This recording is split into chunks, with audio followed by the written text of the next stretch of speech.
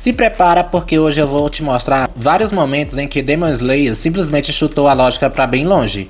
Momentos que simplesmente a lógica foi pra casa do aralho. Então nem vou enrolar muito, só peço que deixe um like, se inscreva no canal e ativando o sininho, que isso me ajuda pra caramba. Sem mais enrolação e bora lá!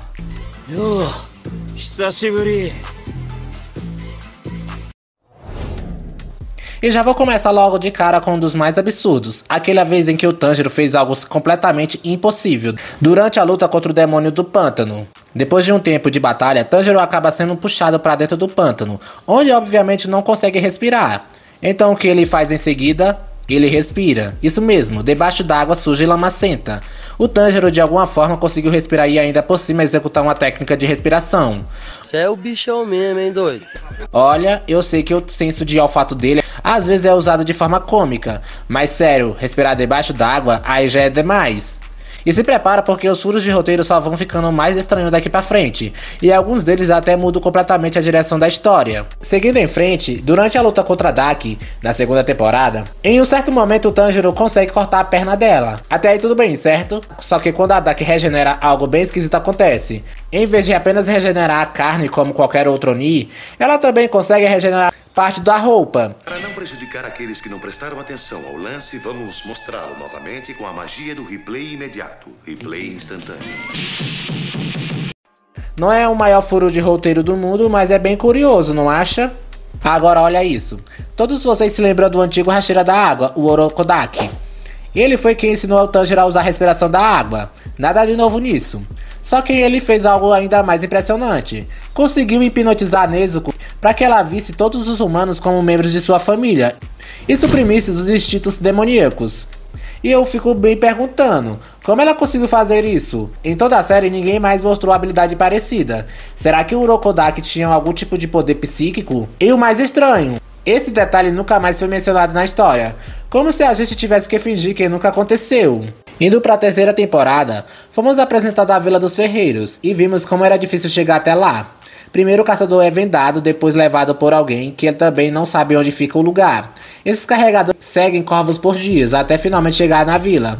A mensagem é clara, o local é super secreto e impossível de encontrar. Mas então, como o Gyoko conseguiu achar o lugar? A série dedica minutos explicando o quão escondido é a vila, só para um demônio aparecer lá como se fosse a coisa mais fácil do mundo. Isso faz todo o status de segredo absoluto parecer uma piada. Tem até algumas explicações que os fãs tentam argumentar, mas se até agora a autora não revelou, esse fato fica apenas como uma pergunta. Outro ponto que não bate. Lembra da seleção final? Lá na primeira temporada, o Tanjiro precisava sobreviver na floresta por vários dias para se tornar um caçador, até que descobrimos que havia um demônio gigantesco vivendo naquele lugar há décadas, bem mais forte do que qualquer outro Oni que deveria estar lá. Minha dúvida é, como o esquadrão dos caçadores nunca soube disso? Esse demônio estava lá por pelo menos 30 anos, e nesse tempo todo nenhum sobrevivente da seleção final comentou nada? Tipo, ei pessoal, tem monstros absurdos presos naquela floresta, acho que vale a pena dar uma olhada. É claro que ver o Tanjiro derrotando ele foi muito mais satisfatório, mas convenhamos, não faz sentido algum. Agora vamos falar da Nezuko. Ela é uma jovem carismática e cheia de vida, mas acabou se tornando um demônio forçado a viver dentro de uma caixa. Beleza, só que alguns aspectos de suas transformações demoníacas não fazem sentido algum, porque ela passou de uma garota inteligente para ter mente de uma criança pequena. E mais, porque ela perdeu completamente a capacidade de falar. A explicação poderia ser que a transformação em demônio causou isso, mas até agora na série não vimos nenhum outro Oni apresentar esses sintomas. Até demônios muito mais fracos do que ela conseguiu pensar e se comunicar normalmente. Então, por que a Nezuko é uma exceção? E sim, eu sei que mais tarde no mangá ela até volta a falar alguma coisa. Mas por que esperar tanto? Será que todos aqueles anos ela realmente nunca quis dizer nada pro próprio irmão? Outro detalhe que sempre me deixou intrigado. Todos lembram do Tanjiro treinando duro para cortar uma pedra no meio, certo? Mas ele não estava sozinho, teve a ajuda do Sabito e da Makomo, que no fim das contas eram fantasmas. E tudo bem, em um shonen isso até pode ser normal. Mas o que me deixa encucado é, como é que esses fantasmas conseguiram ferir fisicamente o Tanjiro? Tem uma cena logo depois do Sabito derrubá-lo, em que vemos claramente o Tanjiro machucado, sangrando pelo golpe. Talvez a gente não devesse pensar tanto nessa cena, até porque, como muitos dizem por aí, a gente não deve buscar lógica em anime. Porém, se tudo é possível, nada tem peso, então por que a gente consome essa porra? Eu acho que o nível de suspensão de descrença tem que ser equivalente ao que foi estabelecido na obra. Pois em Demon Slayer nunca foi comum mortos ferirem pessoas. Interagir tudo bem, a gente já viu isso várias vezes, mas chegar a causar ferimentos é meio complicado de defender. E já que estamos falando de segredos, tem outro personagem que escondeu informações cruciais do Tanjiro, Tamayo. No começo do anime, a conversa dela com ele parecia até natural, mas depois que a gente lê todo o mangá e entende quem ela realmente era, várias coisas simplesmente não batem. Tamayo viveu na mesma época do lendário Yorichi, então ela certamente conhecia a respiração do sol e também as marcas dos caçadores. Mesmo assim, escolheu não revelar nada disso ao Tanjiro. Alguns podem argumentar que ela não lembrava por ser algo muito distante no tempo. Caraca, esqueci. Mas vamos ser sinceros, Tanjiro e Yorichi usavam os mesmos brincos e até mesmo a marca. Não tem como ela não ter notado isso. Sem contar que ela foi uma serva próxima a Muzan e provavelmente sabia muitas coisas que poderia ter compartilhado, mas não contou. Isso faz a gente questionar. Será que a história dela foi pensada desde o início ou simplesmente enfiada depois? Será? Já que estamos nesse assunto de primeiros encontros, vamos falar do dia em que o Muzan e Tanjiro se viram pela primeira vez. Cara, foi simplesmente estranho. Em vez de ir atacar o garoto, Muzan decidiu transformar um homem qualquer em demônio e depois sair andando tranquilamente. Agora olha pro problema. O disfarce dele já tinha sido descoberto por um caçador. Esse caçador usava os mesmos brincos de Yorichi. Tinha a mesma marca que quase o destruiu no passado. E mesmo assim, o rei dos demônios simplesmente deu meia volta e foi embora. Faz sentido isso? A desculpa seria que ele não queria se expor em público, mas convenhamos, ele é Muzan. Se quisesse, poderia ter acabado com todo mundo ali em segundos e ninguém mais jamais descobriria a verdade. Mas não, ele preferiu simplesmente andar calmamente como se nada tivesse acontecido. E o próximo buraco é enorme, o passado do Inosuke. Todo mundo sabe que ele foi criado por javalis e aprendeu a lutar sozinho nas montanhas, até aí tudo bem.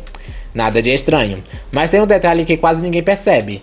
Como exatamente ele conseguiu desenvolver o seu próprio estilo de respiração? No mangá é dito claramente que Inosuke nunca teve um mestre e que criou tudo sozinho, apenas para sobreviver.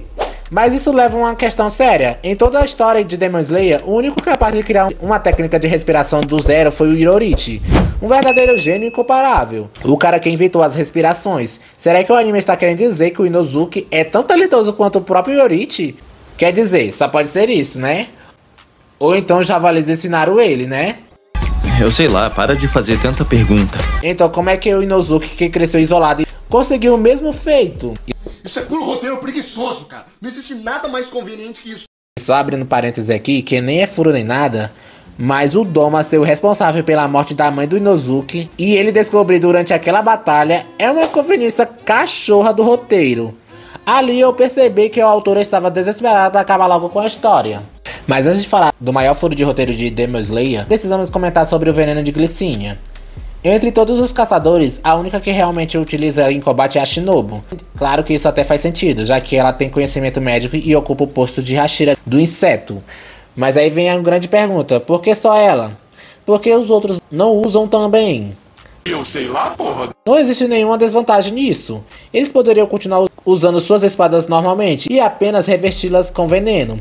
Isso já tornaria todos infinitamente mais fortes. Afinal, basta um único corte para paralisar demônios. Até mesmo Lua Superior 6 Gyutaro foi gravemente enfraquecido por alguns instantes, quando Tanjiro o atingiu com kunais envenenadas.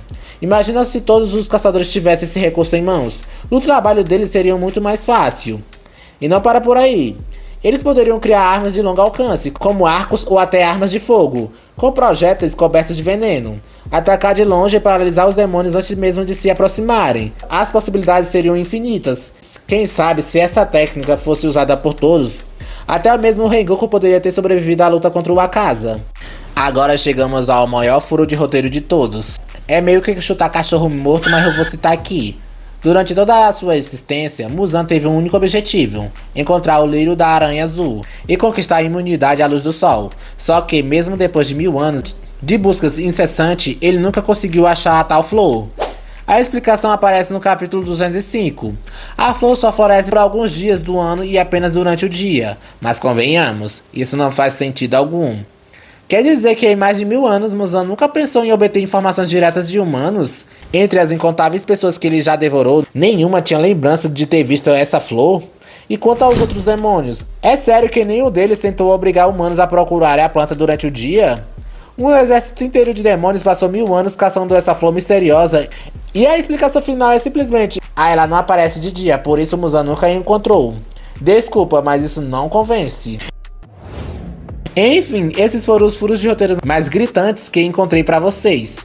Se curtiu, deixa o seu apoio aqui embaixo com o like e não esqueça de se inscrever no canal ativando o sininho. Semana que vem eu vou trazer um vídeo completando esse, respondendo perguntas que até hoje a galera não conseguiu responder. Então até a próxima, falou!